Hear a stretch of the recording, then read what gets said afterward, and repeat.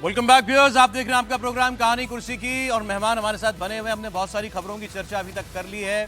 अरविंद केजरीवाल जी की बेल, लेकिन बेल के बावजूद रिहाई नहीं क्योंकि सीबीआई का केस लगा हुआ है। हमने महाराष्ट्र के म्यूनिसिपल इलेक्शन की चर्चा की, हमने नीतीश जी केंद्र से क्या चाहते हैं ये आपको बताया। अब जरा बात करते हैं, देश में एक राज्य में यूनिफॉर्म सिविल कोड अब लागू हो गया। ये है उत्तराखंड। उत्तराखंड में यूसीसी यूं तो पहले ही इसका ड्राफ्ट जो है वो मंजूर हो चुका था कैबिनेट से। अब ये जनता के सामने रखना था, फिर इसको लागू होना था, तो वो दिन आज का है। अब लोकसभा चुनाव की वजह से मामला लटका हुआ था, लेकिन पुष्कर सिंह धामी ने अपना ये वादा पूरा कर दिया कि हम चुनाव वो जब जीते थे चुनाव विधानसभा का, उन्होंने कहा था हम यूसीसी लाएंगे, और उन्होंने यूसीसी की पूरी प्रक्रिया जो है वो पूरी कर ली है। अब इसके अंदर जो डिटेलिंग है वो तो जब पूरा मसौदा एक बार आ जाएगा उसके बाद हम आपको बता पाएंगे। 4 पार्ट्स में ये है, और इसमें मोटे तौर पर यूसीसी में जितनी चीजें हम लोग मान करके चल रहे थे कि भाई तलाक का विषय, शादी का विषय, इसके अलावा मेंटेनेंस, इस बात और तमाम तरीके की बातें, वो सब होंगी और ये हर धर्म पर बराबर से लागू होंगी। यूसीसी का मतलब ही ये है, एक कानून हर व्यक्ति के लिए, चाहे वो किसी भी धर्म का हो, किसी भी समाज का हो। अब इसके अंदर जनसंख्या नियंत्रण कानून का भी जिक्र है। ये यूसीसी का पार्ट नहीं है, लेकिन ये जो आज मसौदा सार्वजनिक होगा इसमें जनसंख्या नियंत्रण का भी पार्ट का भी जिक्र किया गया है। साथ में गोद लेने का अधिकार, वैसे इसको भी यूसीसी में आना चाहिए था, लेकिन इसको भी सेपरेट रखा गया है क्योंकि इस्लाम के अंदर गोद लेने के जो है का अधिकार नहीं होता है, तो वो इसके अंदर शामिल नहीं किया गया है। लेकिन इसका भी इसके अंदर जिक्र किया गया है। पुष्कर सिंह धामी इसके बारे में जो कुछ बता रहे हैं वो हम पहले सुन लेते हैं, उसके बाद हम बात करेंगे यूसीसी एक राज्य में आया, पूरे देश में कब तक आएगा, क्योंकि ये भारतीय जनता पार्टी का भी वादा है कि वो देश में यूसीसी लागू करेंगे, तो वो कितना दूर दिखाई देता है और कितना मुश्किल कितना आसान। सुन लेते हैं पहले पुष्कर सिंह धामी को। देखिए, यूसीसी हमारा राज्य का बहुत बड़ा, राज्यवासियों ने जिस काम के लिए हमको चुना था, मैं उत्तराखंड की जनता को बधाई देता हूं कि निश्चित रूप से यूसीसी यहाँ लागू होने के बाद अनेक जो कानूनों में आज जटिलताएं हैं वो सरल होंगी, आसानी से लोगों को न्याय मिल पाएगा, सबके लिए एक जैसी व्यवस्था लागू होगी। चलिए, यूसीसी मिल गया एक राज्य को, अब देश को कब मिलेगा ये बताएं हर्षवर्धन जी। वादा है मोदी जी का? देखिए, अब जिसको कहते हैं ना कि समय तो बड़ा अच्छा था, योजना भी बड़ी अच्छी थी, लेकिन योजना में थोड़ा सा अड़ंगा लग गया। क्या? 240 वाला नंबर। अगर ये 272 अपने बल पर होता तो अब यहीं से आप इसको लागू होता हुआ देख रहे होते। लेकिन चूंकि ये सरकार जो है वो भले ही नरेंद्र मोदी की सरकार के तौर पर देखी जाए, लेकिन है तो पूर्ण रूप से एनडीए की सरकार, तो कोई भी ऐसा मुद्दा जिसको हम कहें कि बर्रे के छत्ते में हाथ नहीं लगाएंगे, कहां काटेगी पता नहीं चलेगा। तो मैं नहीं मानता कि अभी तुरंत इसका कोई राष्ट्रीय स्तर पर, नेशनल लेवल पर कोई इंप्लीमेंट जैसी चीज, लागू करने जैसी चीज नहीं होगी। लेकिन अब एक चीज हो गई, क्योंकि गोवा को लेकर हम कहते थे कि भाई ये तो पहले से था, इसको कोई हमने तो लागू नहीं किया, ये तो पहले से चला आ रहा था, हमने उसको ऐसे ही संजो लिया। ये हमने लागू किया और हम लोग भी इस पर बहुत सवाल कर रहे थे। तो उस वक्त तो ढेर सारे जो संविधान और कानून के विशेषज्ञ थे वो कह रहे थे कि लागू नहीं कर सकते, कैसे लागू कर देंगे। अंत में एक राज्य सरकार ने लागू कर दिया है। अब मुझे लगता है कि राज्य सरकारों के लिए रास्ता खुल गया है। कौन धामी जी के मुकाबले में खड़ा होगा भाजपा का अगला मुख्यमंत्री, ये सवाल बीजेपी के राज्य कराएंगे आप? हाँ, मुझे भी लगता है कि अब ये, पहले क्या था कि इसी से शायद नेशनल होता, लेकिन अब क्या है कि अब कौन मुकाबले में थोड़ा तेज दौड़ेगा, कहेगा कि देखिए मोदी जी, धामी जी ने किया, हम भी कर दे रहे हैं, हम कर रहे हैं, हमने भी ये चीजें कर दी। तो अगर राज्यों की तरफ से ढेर सारे राज्यों में लागू होता दिख जाए तो एक आधार मजबूत बनेगा। लेकिन पैन इंडिया में इसको भी तुरंत लागू होते हुए थोड़ा सा हमको बता देना चाहिए, क्योंकि बहुत सारे व्यूअर्स को, आपको टीवी पर देख रहे हो, शायद ना मालूम हो और शायद कोई गलतफहमी भी हो जाए कि यूसीसी आ गया तो क्या हो जाएगा। यूसीसी का मतलब आपके सोशल कोड, आपके शादी, ब्याह, तलाक, वारिस संपत्ति का बंटवारा, इन सब के जो जिन मामलों के लिए आपको अदालत भी कई बार जाना पड़ता है, इस सब की जो नियमावली होगी वो समान होगी। वसीयत, उत्तराधिकार, पत्नी का अधिकार, बेटा बेटी का अधिकार, कहीं किसी को आप गिफ्ट दे रहे हैं तो वो कैसे जाएगा। और अभी जैसे जो मामला आया वो 3 तलाक से जुड़ा हुआ था, अब ये जो गुजारा भत्ते का है, ऐसे ढेर सारी चीजें एक तरह से कहें तो पूरे तौर पर अगर हम इसको कहें तो आज देश के सारे नारीवादियों को, फेमिनिस्ट को पहले से खड़ा होना चाहिए था कि इसको तो लागू करो, क्योंकि अधिकांशतः मतलब 90% सीधे सीधे महिलाओं से जुड़े मसले। बिल्कुल। और अब जब ये लागू हो जाएगा तो फिर कोई किस धर्म का होगा इसका कोई मतलब नहीं रह जाएगा। सभी लोग उसी तरीके से उसको इंप्लीमेंट करेंगे, उसी तरीके से उसको चैलेंज भी करेंगे। मतलब जैसे गुजारा भत्ता वाला मामले में किसी को कोर्ट जाना पड़ा, कोई हिंदू कोर्ट जाता है और वैसे ही मुसलमान भी कोर्ट जाएगा, उनके लिए कानून एक ही होगा। अभी क्या हुआ, जो सुप्रीम कोर्ट में गुजारा भत्ता वाला मामला था, वो मुसलमान आदमी जिसने तलाक दिया था अपनी पत्नी को और वो उसको गुजारा भत्ता केवल 3 महीने के लिए देना चाह रहा था, क्योंकि इस्लाम में लिखा है कि इद्दत के पीरियड के लिए 3 महीने के लिए गुजारा भत्ता देना पड़ता है तलाक के बाद। पत्नी कह रही थी नहीं मुझे पूरा गुजारा भत्ता मिले, तो कोर्ट में चला मामला। लेकिन अब ऐसे ये सारे मामले जो हैं एक ही कानून से ड्राइव होंगे।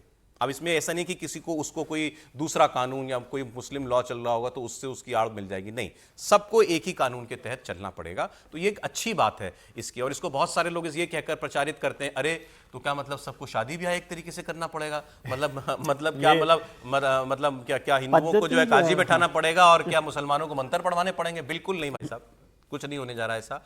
आपके रीति रिवाजों पर नहीं है कुठाराघात, आपके रीति रिवाज वैसे के वैसे ही होंगे, वैसे ही होगा सब कुछ। बस हाँ, ये जो मसले हमने आपके सामने भी बताए, इन मसलों का निपटारा एक ही तरीके से करना पड़ेगा। ये कानून सबके लिए एक बना दिया जाएगा। अब जैसे उन्होंने कहा कि 240 इसमें एक अड़ंगा लग गया, अब बात करते हैं कि अड़ंगा एक खुल कैसे सकता है।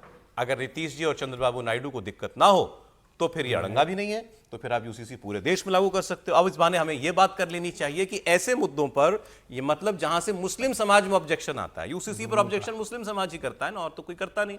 हिंदुओं के लिए तो सारे कानून पहले से बने हुए हैं, यूसीसी में मतलब मुसलमान अपने पे ले लेते हैं सीधा। तो अब क्या ये रिस्क चंद्रबाबू नायडू और नीतीश कुमार ले सकते हैं कि यूसीसी का साथ दें? रोहन। सौरभ, पहली बात तो ये कि अगर मैं विवाह और उत्तराधिकार की बात करूं यूसीसी में, ये तो अपेक्षा के बिल्कुल अनुकूल है जो होना था ड्राफ्ट में। लेकिन अगर मैं बात करूं आज उत्तराखंड के इस ड्राफ्ट की, पहले तो ये सिर्फ हल्का एक टेक्निकल बात बताना चाह रहा हूँ। तो आप अगर देखिए लिव इन रिलेशनशिप वाली बात जो उसके अंदर है यूसीसी में, वो अभी भी विनियमित करने वाला उत्तराखंड ही पहला एक देश है लिव इन को। और जब मेरी पीछे कभी कि मतलब लिव इन में भी राइट्स हैं बिल्कुल औरत के, वो पहला जो इंक्लूजन दिया है वो सिर्फ यूसीसी का, वो उत्तराखंड ने दिया, गोवा में भी नहीं है वो चीज़ लिव इन रिलेशनशिप के बारे में। तो इसलिए मैं बता रहा हूँ कि कहीं ना कहीं मतभेद जरूर होगा, चाहे 240 हो या ना हो, वो एक अलग बात है। और ये भी बता दूं कि चिराग पासवान से जब मुलाकात हुई, क्योंकि उत्तराखंड का जो ड्राफ्ट है ना, उसमें ट्राइबल को अलग रखा गया, बाहर रखा गया। इसमें ट्राइबल नहीं है बिल्कुल। तो मुसलमान इसको भी रेड हेरिंग बताते हैं कि आपने ट्राइबल को तो नहीं रखा। तो क्या UCC schedule caste schedule tribe को रखेगा उसमें या नहीं रखेगा, ये मसला जरूर रहेगा डिबेट का। और जो आप बात कह रहे हैं, जो हर्ष जी बात कह रहे हैं कि 240 पे है नहीं, तो क्या UCC schedule caste schedule tribe दलितों अति पिछड़ों को, उन जातियों को रखेगा? और अगर रखेगा तो उनके लिए क्या नियमावली अलग होगी, ये भी मसला रहेगा। क्या उसके अंदर एक सब सेक्शन बनेगा, वो एक मसला रहेगा। वही ड्राफ्ट जो है वो कहीं ना कहीं मुझे लगता है 5 से 6 महीने में जब भी सरकार इसका एक पहला कदम उठाए ड्राफ्ट पे बात करने के लिए, जिस तरीके से उत्तराखंड ने सुप्रीम कोर्ट के रिटायर्ड जज को रखा, अपना संकेत ये दिए कि सुप्रीम कोर्ट के जज के अनुसार ही हम नियमावली बनाएंगे इसकी। तो मुझे जो ये लगता है कि चाहे वो अभी हो, अगले साल हो, इन चुनावों के बाद में हो, चिराग पासवान जैसी पार्टियों को भी, जेडीयू को भी, और साथ में नायडू साहब को भी लूप में लेके ही करना पड़ेगा। नहीं, लूप में तो लेना पड़ेगा। अब प्रॉब्लम क्या है मैं आपको बताता हूं। प्रॉब्लम यह है कि जो सबसे बड़ी अलायंस पार्टनर है भारतीय जनता पार्टी की, चंद्रबाबू नायडू वाली पार्टी, वो ये कह रहे हैं कि भाई हम तो आंध्र प्रदेश के अंदर मुस्लिम रिजर्वेशन जारी रखेंगे। आंध्र प्रदेश में मुस्लिम रिजर्वेशन मोदी जी के अलायंस पार्टनर जारी रखे हुए हैं वहां पर। मतलब वो क्यों है? वो मुस्लिम वोट के लिए, और आंध्र प्रदेश में होगा ठीक ठाक मुस्लिम वोट, इसलिए वो वोट, और वो वोट पड़ा होगा चंद्रबाबू नायडू को, इसलिए उनके लिए फैसला आसान नहीं होगा। बिहार में नीतीश कुमार को मुस्लिम वोट मिलता है, इसलिए नीतीश कुमार के लिए भी ये फैसला आसान नहीं होगा। इसीलिए हो सकता है वाजपेयी जी की तरह कुछ मुद्दे जो हैं ये बैक बर्नर पर डाल दिए जाएं। भाई इन पर अभी बात नहीं होगी, तो देखना होगा कि इस पर कितनी तेजी से आगे बढ़ती है। एक सवाल जो आपने पूछा कि क्या इसमें कुछ लोगों को अलग, जैसे ट्राइबल्स को इसमें से अलग रखा गया, जब नेशन वाइड यूसीसी की बात होती है तो उसमें भी बात होती है कि जनजातियों को अलग रखेंगे। खास तौर पर हम नॉर्थ ईस्ट के अंदर जब बात करते हैं कि उनको इसके दायरे से बाहर रखो, तो ओवैसी साहब इस पर खूब बोलते हैं कि भाई वो उनको स्पेशल ट्रीटमेंट क्यों और हमको ये सजा क्यों। वो ये कहते हैं हमारे लिए सजा है। पहले सरकार की बात, सरकार के लिए मुश्किल है बहुत। देखिए उत्तराखंड में लागू किया गया। एक तो मुझे समझ में आती है बात कि यदि इसको यूसीसी को मैं समझता हूँ, जैसे हर्ष जी ने भी कहा, मैं उससे सहमत हूँ कि महिलाओं के लिए ये फायदेमंद कानून है। तो यदि हम इसको थोड़ा सा टेस्ट है ही वही है, नहीं तो मैं कह रहा हूँ कि यदि उसको डिफाइन हम उस तरह से करें, क्योंकि यूसीसी से जो है ना एक पूरे समाज में एक अलग तरीके का वो बनता है कि आप सबको हमारे साथ लेना चाहते हैं। यदि औरतों को लेकर इसका पूरा सरकार उस तरह से करे, इसको कन्विंस करे लोगों को कि ये कानून धर्म का नहीं औरतों का कानून है, औरतों को फायदा दिलाने का कानून है, चाहे वो पॉलीगैमी की बात हो, तलाक की बात हो, गोद लेने की बात हो, एक काम ये होना चाहिए। और यूसीसी उत्तराखंड में लागू होगा तो ये आपका प्रैक्टिकल उसका लिटमस टेस्ट भी हो जाएगा कि भाई क्या फायदा हो रहा है, क्या नुकसान हो। कोई जरूरी नहीं ना, कोई सरकार कानून लाती है, उसके अपने तरीके होते हैं, उसका जब एग्जीक्यूशन होगा तो बहुत सारी चीजें उनको भी लगेगी कि कोई खामी है। कई बार समाज मानता ही नहीं है। नहीं, लेकिन उसकी खामी और पसंद दोनों, देखो किसी भी समाज को कोई भी चीज मानने में बहुत मुश्किल होती है। ये आज की बात नहीं है। वो हिंदू कोड बिल में फिर चर्चा करेंगे तो जितने हिंदू समाज के लोग थे, जो जितने परिषद हिंदू परिषद हिंदू राज्य वो था, सब लोग उसके खिलाफ थे। इसलिए समाज में हमेशा ही जो भी सुधार होता है ना, उसका विरोध होता है। ये एक मोटी बात है। लेकिन अभी जो बात हो रही है आप सरकार की, तो मुझे नहीं लगता कि सरकार, आप उसका एक मैसेज देख लीजिए ना। अभी राष्ट्रपति जी का अभिभाषण हुआ है, उसमें यूसीसी का जिक्र नहीं हुआ है, जबकि सरकार तो पहले से, भारतीय जनता पार्टी अपने चुनावों से पहले बहुत यूसीसी की बात कर रही थी। लेकिन जो सबसे बड़ा मैसेज था वो यूसीसी का राष्ट्रपति अभिभाषण में गायब होना है। दो चीजों को वहां पर एब्सेंस है। इसे एक संकेत मान रहे हैं इसे कि अभी ये प्राथमिकता में तो नहीं है। प्राथमिकता में नहीं है। अब इसको सरकार आगे देखते हैं। अभी तो 2-4-6 महीने तो छोड़ दीजिए इस साल के लिए, तो क्योंकि अभिभाषण में नहीं है तो इस पर नहीं होगा। लेकिन सरकार अपनी कोशिश करेगी। और इसलिए मैं कह रहा हूं उत्तराखंड के एग्जीक्यूशन को सरकार को दिखाना चाहिए, देखो इससे कोई नुकसान नहीं हो रहा, ये समझाए। और फिर और हम जो बात करते हैं हमेशा कि नंबर गेम से, ये आंध्र प्रदेश के नायडू साहब का या नीतीश कुमार जी का मसला नहीं, पूरे देश का मसला है ना। तो सभी राजनीतिक दलों को, लोगों को बैठाकर इस पर समझाइश करवानी चाहिए। 70 साल से कर रहे हैं सर समझाइश। नहीं, 70 साल में तो कोशिश ही नहीं हुई है। 70 साल में कोशिश नहीं हुई। अब और आज बहुत सारी कोशिश चीजें करेंगे बदली। और फिर 70 साल और समझाएंगे। नहीं तो आप कोई कानून जो पूरे देश पर लागू होना है, इसकी क्या जल्दी है? मैं नहीं कह रहा, मैं जल्दी की बात नहीं कर रहा। जो भी तरीका जब तक होता है, सब सुझाव, लोगों को, हर कानून के लिए सुझाव मांगे हाँ, जाते हैं, वही करें ना। मैं कह रहा हूँ वो सबसे बात की लेकिन जाए। वो पॉलिटिकल विल कम ना हो ना कि इसको ये लाना है। पॉलिटिकल विल तो अभी सरकार की समझिए सर, बाद की बात तो बाद में करना। वही क्या कह रहा हूं, सरकार की इस सरकार की पॉलिटिकल विल कम नहीं होनी चाहिए। नहीं, पॉलिटिकल विल कम हो गई है। ये राष्ट्रपति अभिभाषण में नहीं है। ये एक अपने आप में मैसेज है कि उनकी पॉलिटिकल विल में या प्रायोरिटी में यूसीसी नहीं है। समीर जी, देखिए, मुझे लगता है कि उत्तराखंड में यूनिफॉर्म सिविल कोड लागू हो गया। उत्तराखंड एक छोटा राज्य है, वहाँ कोई ऐसा भी नहीं कि बहुत ज़्यादा आदिवासी रहते हैं, वहाँ बहुत ज़्यादा मुसलमान रहते हैं तो कोई प्रॉब्लम हो। पूरे देश में लागू करने के लिए सरकार को मुझे लगता है कि चुनौती जरूर पेश होगी, क्योंकि आदिवासी वर्ग इस बात से नाराज था। उनके बीच कांग्रेस ने संदेश देने की कोशिश की थी कि यूनिफॉर्म सिविल कोड आएगा तो आपकी जो शादी और जो रिचुअल्स है उसमें आदिवासियों का चला जाएगा। इस सिख समाज में इस बात को लेकर नाराजगी थी कि सिख समाज का जो रिचुअल्स है उसके अंदर परिवर्तन हो जाएगा। तो मुझे लगता है सरकार को सबको भरोसे में लेना पड़ेगा, क्योंकि एक बड़ा वोट बैंक सरकार का इससे जुड़ा हुआ है। और जिस तरीके से अभी 2024 लोकसभा चुनाव के परिणाम आए, मुझे लग रहा है कि सरकार सबको भरोसे में लेकर इसे लागू करना चाहेगी। लेकिन यह भी सही है कि प्रधानमंत्री मोदी चुनौती को लेने में डरते नहीं है, वो इसको जरूर लागू करेंगे। अगर सरकार ने तय कर लिया था कि यूनिफॉर्म सिविल कोड और 1 नेशन 1 इलेक्शन उनके टारगेट में है, मतलब उनकी प्रायोरिटी में है, तो मुझे लग रहा है 5 साल के अंदर 1 नेशन 1 इलेक्शन और यूनिफॉर्म सिविल कोड को लेकर केंद्र सरकार आगे बढ़ेगी। यह कैसे बढ़ती है केंद्र सरकार को देखना होगा। लेकिन सिर्फ ये नहीं कि चंद्रबाबू नायडू अगर इसका विरोध करें तो केंद्र सरकार रुकेगी, उन्हें मनाएगी। और इससे छोटे दल भी है, 18 सांसद ऐसे हैं जो एक पार्टी के एक सांसद है, वो भी समर्थन इसको देने के लिए तैयार है। तो केंद्र सरकार इस पर आगे बढ़ने वाली है। इस 5 साल के अंदर हमें 1 नेशन इलेक्शन पर और यूनिफॉर्म सिविल कोड पर सरकार आगे बढ़ते हुए दिखेगी। आप रोज एक बार याद दिला दीजिए कि यहाँ से। ठीक है, नहीं वो तो ठीक है, लेकिन मैं कह रहा हूँ 1 नेशन 1 इलेक्शन होगा। इतने चुनाव हुए, कोई भी एक साथ हो पाया क्या? हाँ, अभी लोकसभा के बाद अभी बीता ही नहीं, फिर महाराष्ट्र, हरियाणा, नहीं तो वो अभी झारखंड, दिल्ली सब एक के बाद एक लाइन में लगा हुआ। वो बहुत बड़ा प्रोजेक्ट है, हो सकता है अभी उसका एग्जीक्यूशन एग्जीक्यूशन बाद में सोचा हो। कुछ तो अगर उस तरफ कहीं जाते तो कहीं तो कुछ राज्यों को क्लब करते, किसी को प्रीपोन और अब जनगणना होगी ना सर, उसके पहले लोकसभा इलेक्शन शायद आपके सामने अपनी सरकारों को भी नहीं कर पा रहे। शायद 2029 के समय ही हाँ होगा वो ठीक है, 29 तक की 29 सोच से रहे सोचा तो हम होगा, सहमत हैं। 29 में ही होगा। नहीं, अभी तो लोकसभा इलेक्शन 7 फेज में करा रहे हो तो मैंने आपको चुनाव बताया था, आयोग से देखिए पूछ लो। कल ये जो खबर आई, हमने इस कल से जो परसों सुप्रीम कोर्ट का जो फैसला गुजारा भत्ता पर आया था, और एक बार फिर वो शाह बानो वाले दिन याद आ गए कि शाह बानो ने मांगा एक 67 साल की महिला को 179 रुपये 20 पैसे उसके पति ने देने से इनकार कर दिया था। सुप्रीम कोर्ट तक में फैसला हुआ, उसके बाद राजीव गांधी की सरकार ने वो फैसला पलट दिया था। अब फिर वही मामला चल रहा था। तो ऐसे मामले जब आते हैं तभी यूसीसी की बात हमें करनी चाहिए ज्यादा। ये सब तमाशे होते ही तब हैं। तो इसके अब जो कई मुस्लिम संगठन हैं वो सुप्रीम कोर्ट के इस फैसले को अब चुनौती देने के लिए कानूनी राह तलाश रहे हैं। शोएब रजा इस खबर पर हमारे साथ है। शोएब, बड़े मुस्लिम संगठनों का क्या रुख है? मुस्लिम पर्सनल लॉ बोर्ड हो, जमीयत उलमा हिंद हो?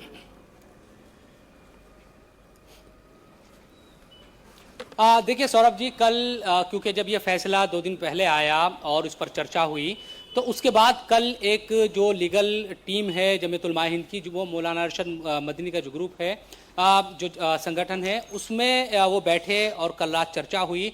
लेकिन जो हमें जानकारी है, क्योंकि ऑफिशियल अभी उनकी तरफ से बताया नहीं गया, लेकिन सोर्सेज हमारे बता रहे हैं कि बहुत ज़्यादा दिलचस्पी जो कानून के जानकार है वो इसमें दिखाते नजर आए कि आप इसको चैलेंज मत कीजिए, क्योंकि 2001 के बाद से इस तरह के बहुत सारे मामले हैं जब मुस्लिम महिलाएं गुजारा भत्ते के लिए कोर्ट तक पहुंची है और उनको जाने दीजिए। अगर वो इस तरह से आप अलग अलग मामलों को चैलेंज करते रहेंगे तो ये गलत मैसेज जाएगा, इसको बहुत ज़्यादा अपोज मत कीजिए। लेकिन हमें ये भी जानकारी है कि जो दूसरे संगठन है, खासतौर पर जो all India Muslim personal law board की अगर बात की जाए, तो वो इस पर चर्चा कर सकता है आने वाले दिनों में और फिर कोई फैसला वहाँ से लिया जा सकता है। कुछ जो मुस्लिम उलेमा है वो इस बात को कह रहे हैं, क्योंकि मुस्लिम समाज में इस तरह की दिक्कतें हैं कि मुस्लिम बेटियां जिनको पिता की संपत्ति में हक मिलना चाहिए शरीयत में है, तो उस तरह की जो सामाजिक प्रैक्टिस है उनको आप नहीं करा रहे हैं। अगर लड़कियां पहले से ही इतनी मजबूत होगी, हर तरह से उनके पास संपत्ति होगी, आप पिता भी उनको हक देगा। अगर बाद में किसी तरह की प्रॉब्लम होती है, तलाक होता भी है, तो जो लड़का है उस पर यह हक तो है कि वो अगर औलाद है उनको, तो उसको पालने का पैसा उसको देना ही देना है अगर लड़की के साथ उसके बच्चे रह रहे हैं, और उसके पालने के लिए भी उसको पैसे देने की ये शरीयत में है। लेकिन आप सामाजिक तौर पर प्रैक्टिस जो होनी चाहिए वो नहीं करा पा रहे हैं। पिता अपनी बेटी को संपत्ति नहीं देता, अगर वो पहले से इतनी मजबूत होगी तो उसको किसी के सामने हाथ फैलाने की जरूरत नहीं पड़ेगी कि वो गुजारा भत्ते के लिए कोर्ट जाएगी। तो जो उलेमा है वो इस बात को कहते नजर आए कि आप इस्लाम के मुताबिक पहले से ही प्रैक्टिस में नहीं है, तो आप कानूनी जो अगर भारत का कानून किसी महिला को कोई इंसाफ दिला रहा है तो उसको चैलेंज करने वहां चले जाते हैं। ये तो अच्छी बात है, अच्छी बात है। प्रैक्टिस है, इस पर गौर करने की जरूरत है। All India Muslim personal law board को भी ये जो प्रैक्टिस है सामाजिक तौर पर। जी जी शोएब, आपने जो कहा ना कि भाई एक तो इनको चैलेंज मत करो अगर औरतें जा रही हैं अपने हक लेने के लिए और इसको डिस्करेज कर रही हैं अगर ये संस्थाएं, तो बहुत अच्छी बात है। कम से कम उनकी राह में तो कोई अड़ंगा ना लगाया जाए। शोएब रजा, बहुत शुक्रिया आपका। अब मैं अगली खबर पर चल रहा हूँ व्यूअर्स, आपको बताता हूँ ये खबर भी अब योगी जी से जुड़ी हुई है और ये सब कुछ आप लीजिएगा लोकसभा चुनाव के सबक के तौर पर। योगी आदित्यनाथ, पहले मैंने आपको बताया था, वो अपने घर पर बैठकर अलग अलग लोकसभा कॉन्स्टिट्यूंसी से जुड़े हुए विधायकों को और नेताओं को सबको बुला करके पूछना क्या हुआ, क्यों हारे। इसके अलावा अब उनको ये समझ में आया, अब ये जैसे जनता दरबार उनका लगता है, तो ये जनता दरबार तो वो खैर लगाते ही थे, अब उनको ये समझ में आया कि भी अगर नीचे लेवल पर करप्शन है जिससे आम जनता का सीधा वास्ता पड़ता है, अगर उसके एक्सपीरियंस में कोई बदलाव नहीं आएगा, एक आम आदमी के एक्सपीरियंस में कोई बदलाव नहीं आएगा कि मैं सरकारी दफ्तर में जा रहा हूं तो मेरे साथ कैसा सलूक हो रहा है, तो फिर तब तक बात नहीं बनेगी, भले ही आप टॉप पर करप्शन को रोक भी लें। तो क्या किया उन्होंने, अब प्रदेश में जीरो टॉलरेंस अगेंस्ट करप्शन ये अभियान मुख्यमंत्री चला रहे हैं। फिरोजाबाद में अभी आपने देखा बड़े अफसर की का निलंबन किया गया था। अब बांदा के नरेनी में उनके निर्देश पर वहां के एसडीएम विकास यादव पर गाज गिरी है। इसमें इनके ऊपर आरोप यह लगाया गया है कि जनता की शिकायत के समाधान में देरी की इन्होंने, तत्काल प्रभाव से इनको निलंबित कर दिया गया है। इससे पहले सहारनपुर के आरटीओ कार्यालय में अचानक औचक निरीक्षण हुआ था, वहां पर कई लोगों को सस्पेंड किया गया था। तो ये सारे मामले चल रहे हैं। फिरोजाबाद के सिरसागंज तहसील में मामला आया था, वहां पर एक अधिकारी ने जमीन हड़पने में मदद की लोगों की, वहां 5 लोगों को जो है सस्पेंड किया गया था। तो ये अलग अलग जगह से जो है कई जगह दलाल बिचौलिए पाए गए, उनको सस्पेंड किया गया है। तो अब ये कार्रवाई जो है वो योगी आदित्यनाथ की तरफ से हो रही है और वो ये कह रहे हैं कि अब राज्य में जो आम है वही राजा है, जो आम आदमी है वही राजा है। सुनते हैं योगी आदित्यनाथ को।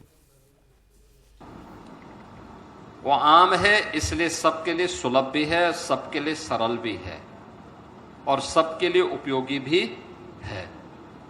और इसीलिए तो जो आम होगा वही राजा भी होगा, और इसलिए फलों के राजा के रूप में आम को सबने महत्व दिया है। योगी जी ने आम से जोड़ दिया, अभी आप आम की बात कर रहे थे। लेकिन खैर, जीरो टॉलरेंस अगेंस्ट करप्शन कहना आसान, करना मुश्किल। हो पाएगा क्या यूपी में? बहुत देखिए, जी जी, नहीं आप योगी आदित्यनाथ जी की जो छवि है, अगर ये नहीं हो पाएगा तो उनकी छवि ठीक नहीं रहेगी।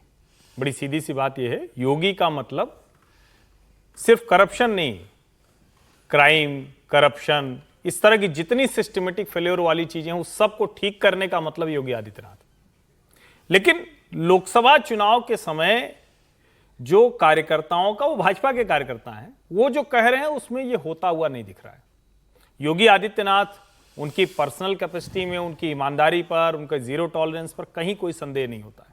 जो विरोधी हैं वो भी कहते हैं कि बड़ा अच्छा काम कर रहे हैं योगी, लेकिन जब जमीन पर जाओ तो थाना, तहसील, कचहरी, लेखपाल, तहसीलदार, बाबू, किसी भी दफ्तर का भ्रष्टाचार लोग कह रहे हैं बढ़ा हुआ है। लोग कह रहे हैं कि थाने में जाइए तो वो चूंकि कह रहे हैं कि बड़ा भाई सख्ती बहुत है, तो भ्रष्टाचार जरा मतलब संभल के करना है, तो इसलिए ज्यादा ले ले रहे हैं। तो ये खतरनाक बात है, और इसलिए मैं ये कह रहा हूं कि योगी जी की छवि यही है। अच्छा है कि वो आए, लेकिन ये भी सवाल है कि इतने दिनों से ये क्यों नहीं हो पा रहा था, इसकी जरा समीक्षा करनी। एक बार रुचि कुमार हमारी सहयोगी जुड़ी हैं लखनऊ से हमारे साथ। रुचि, ये जो एक्शन अभी योगी आदित्यनाथ ने हाल फिलहाल में लिए हैं, जरा इनके बारे में बताइएगा। देखिए सौरभ, लोकसभा चुनाव के नतीजे आए तो जो नतीजे थे उन्होंने बीजेपी को, सरकार को चौंका दिया कि आखिर यूपी में ऐसा क्या हो गया कि बीजेपी की ऐसी हालत यूपी में हो गई।